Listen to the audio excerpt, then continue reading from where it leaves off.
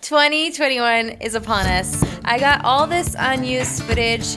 There's just so much stuff that you missed. So this video is gonna recap the whole year and everything in between. So I hope you like it, and good riddance 2020. Snow and cold is a big part of our lives here in Quebec. So let's begin with, drum roll please.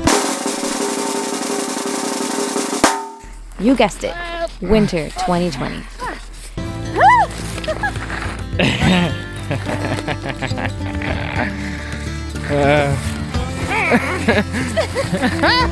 She fell again, trying to make me fall. That's pretty awesome. Alright, well, okay. You can stand up by yourself. Meet Pasha. He is our little dog cat. In January, the abundant snowfalls and extreme cold strike.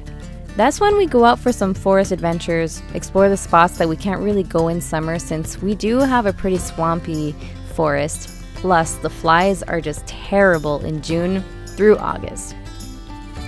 All is fun and games, so we spend all our days just moving snow, and moving snow, and repeat. Sometimes a few times in a day. It got covered so bad.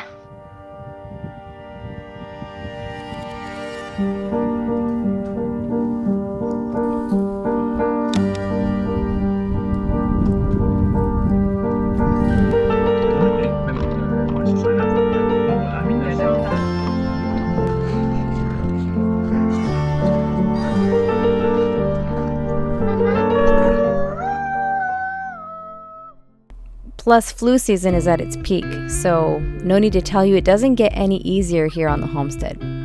We're homesick today. We've got the influenza flu in our household, so dude's staying with me today, and we're gonna try to sort out some seeds, I guess. I guess that's the only thing we have to do today. Yeah. But first we gotta go feed the horses and get them outside and get everybody settled in. Yep, so it's that type of flu that hurts like your whole body. We were just talking about it yesterday with Ben, and we're like, man, we understand how some folks die from this flu at an older age. It's hard, it's a hard one. Okay, let's go. Even though it's hard, we kept our chins up because we knew that we had an epic farm wedding planned for August, and we were pretty much all done organizing. We got the dresses, the food truck, the band, even made all the invitations, and they were sent out. Then, COVID hit. Spring finally came, and it hit us hot. The drought and heat wave this early in spring was totally unexpected. Surfing Canada. It really felt like even Mother Nature had the big ol' COVID-19. We decided not to send the girls back to daycare, and we locked down seriously for many months before even seeing anyone. We decided to focus on growing our food, prepping, and getting the 16 cords of firewood done. This is called gardening in style. We also had a shelter for the horses to build to make sure that they were ready for the harsh elements here. So I posted this picture on Instagram earlier today. And man, let me tell you, getting all that done with 2 young kids is hard.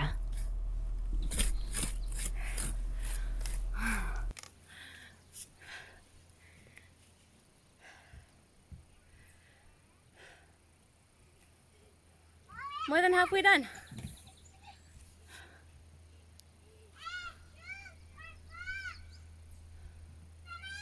What? Là, non, on va avoir un nouveau règlement dans le module. On ne glisse seulement. On monte pas dans la glissade. C'est-tu compris? Jude? C'est-tu compris? On fait juste glisser dans la glissade.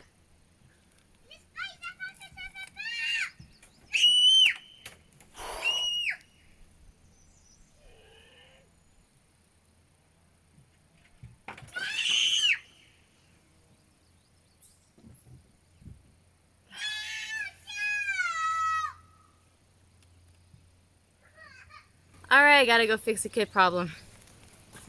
Yeah, I work in flip-flops, but you just gotta be sure to be careful with these broad forks, because if you lift it and pound it back in the ground, there is a risk that you will poke your foot. But if you drag it and slide it on the top, then there's less of a problem. Here are a few things I learned this year around the farm. So one, do you remember back when I got my meat birds in June? They were so cute and I treated them no different than the other years in the past, except for one thing. This was the first time I started them off on all organic feed. And for the record, we bought the feed from the same place we got the birds. They were doing great, but then 1 week after they got here, 3 chicks had their little feet curled up and they had a hard time walking.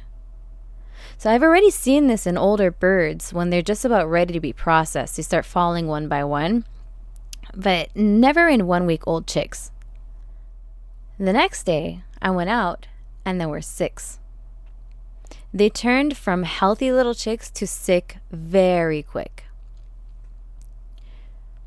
With the vet clinic being very far away and a minimum cost of $200 just to pay the transportation to get them here. Oh, and by the way, I don't have a chicken vet that I can just call for free advice. It just doesn't work like that here. So one day, I talked about it with you guys on my live stream and someone said, hey, go check out vitamin E deficiency. So I did. And this is what I found. It looked pretty much the same as what you're seeing right here. And the vitamins needed are water soluble, so it's easier for them to digest and to administer. So on top of the physical therapy that I was giving them, I had to find a solution to give them vitamins that they were lacking. So I got a mix of gravel and weeds that I had here, and I also went to the grocery store and bought vitamin water. So I had the blue vitamin water, the white one, the pink one. I had everything that I could, actually. I emptied out the shelves, so sorry for everybody watching that was looking for vitamin water. I emptied the shelves. Hey. But it paid off. They started getting better and better. I taped up their little footsies, and they miraculously started walking again. See, so she's sort of standing on it, but on the other side, she lays on her back. There you go. And then put it straight, do like little physio work, and then she's able to walk on it. So it's been a lot of work. It's very tiring for them. So out of the other ones that were having a hard time walking, you can hardly tell now because they're all standing. Oh, this one here. That one there is one that had a hard time. So I've been taping up their feet so that to make them a little bit less crooked. So I'm gonna get them back in here. Okay, walking, having a hard time. Sits down pretty fast though. I'm gonna tape her feet back up. I'm not gonna give up on you. I'm not gonna give up on you, little girl. I'm pretty sure you're a little girl. So a lot more of them are standing. I gave them a lot of this weed that they've been eating and searching. I also changed their feed to the non-organic with the minerals in there and the whole shebang because I always had success with those in the years, so I'm not going to go with the organic feed from here on out. Number 2 lesson that I learned on my farm this year. I decided to give my market garden a makeover this year. I wanted to make it more permaculture and, have a nice permaculture space next to the house, plant perennials. So I had drawn out my garden on paper during the winter months. But once inside the garden with my excavator, it was impossible to make what I had drawn out. It's just, the machinery is just too bulky and you can't get those round forms that I wanted, which was a Mickey Mouse head. I ended up winging it with my excavator and I made a major mistake. I was so tired, and believe me when I say this was the last thing on my mind. I don't know, maybe Ben did some voodoo crap or something. Going through it, I was like, yeah, this is beautiful. This is going to be gorgeous. But then I got the drone up, and up in the sky, it sort of looks like a... I just decided to embrace it. Yeah, you probably heard that right. I present you from here on out, the penis garden. Ah, yes, I created that. Father's Day was upon us, and we had to cancel our weddings. So I decided to give Ben his wedding present in advance. We gave Ben the gift of color this summer. Colorblind glasses for Ben, as he cannot really see the color red. Let me tell you, I was giggling the whole time I filmed this because I was just so happy for him. We had such amazing weather this summer, and okay, I know you guys are tired of hearing me talk about it. The damn beavers. Okay, but let me explain why it took me 4 weeks to film that video. The first time we went out, we didn't see the beavers at all, and the title was "The Beavers Are Back." I was done editing the video, and it took me about 7 hours, and then I decided it wasn't good enough because the footage was shaky, plus I didn't really see the beavers. We finally got out again a second time, but on our way there, we came across Wild Cow. A cow. Wild Cow got loose from the others the day she arrived, and till her very last day on this earth, she lived a happy, free-range cow life on our 200 acres. Hands are busted. I can't go to the beaver dam because if I go over there right now, the cow is just going to go further away, and we want her to come closer. So, third time out. I was so happy. I had the beavers filmed, and the beaver was tail slapping away, putting on a real show for us. So I went to my pack and grabbed my drone, got it up in the air, and the dang memory card was in the computer. Fourth trip to the dam. This time we went to the back road of our property, and I was only able to get this aerial shot because it is way further than I thought. For you guys that don't know, 200 acres is really big. Coming back from that beaver dam trip, that's when I noticed for the first time that something was wrong with my horse. Copper was limping.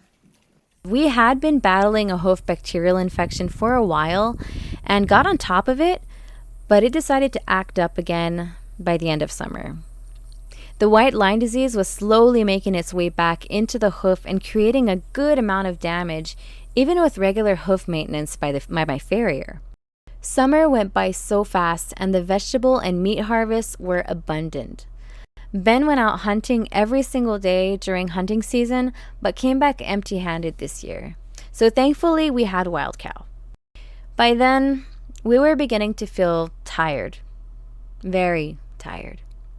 Ben had been searching for months and finally found this beautiful little off-grid cabin about 2 hours away from our farm where we can go kick back from time to time and just relax. If there is something I learned this summer, it is that we cannot forget to have some me time. It's okay to take time away from your kids and just get some self-care. Especially with everything we lived through in 2020, don't forget to take care of yourself. As a parent of young children, I know how easy it is to forget and to be selfless, but we desperately need it. Yeah! An ocean, a cave, a dream that no one could save, a shelter, a whole act, a light that died with the night. You and I, we got our differences. Yeah. I thought we were more alike than Don't crash. A lot of you know that by the end of summer, I was struggling with the direction I wanted to go with my channel, and I decided to take a big risk and start a separate French-only channel. You know that I was making the same content in both languages, right? It was good, but my new subscribers got all mixed up because they would click on the informational gardening video, in French, and they would comment right away saying, I wish I understood French, and they would just click right off. And that frustrated me because if they would have looked and taken the time, just one video down, the English version was available right there. So that's when Malo à la ferme was born. Best decision I made this year YouTube-wise. Salut tout le monde, Malo à la ferme. Salut, ici Malo à la ferme. Salut tout le monde, Mallory du Quebec Homestead, Malo à la ferme. As the season progressed, as much as I wanted to take time for myself, the harvests were pretty big for this little mama gardener. Ben was busy with firewood, and I hardly took time to ride my horses because I was just too busy being a mom, a wife, a gardener, a horse caretaker, and a YouTuber. So, where is this going?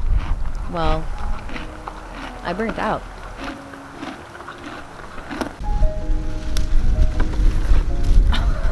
Are you kidding me? Did you just see that? He just took off with one of my good carrots. And that brings back why I started YouTube.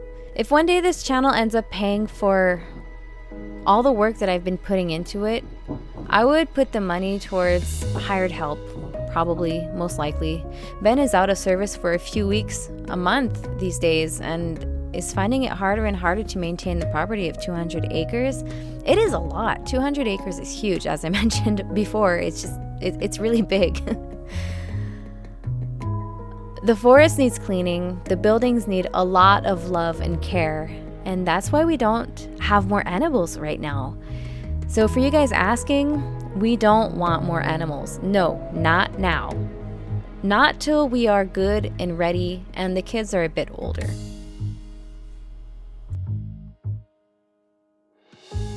As I welcome the new year, I'm here in front of this screen thinking about what I can do better for 2021.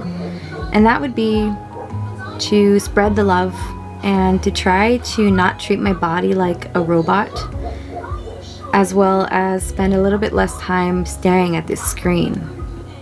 I just want to enjoy the little things a little bit more. So cheers to the New Year's. I wish you health, happiness, and of course, don't forget to hit that thumbs up.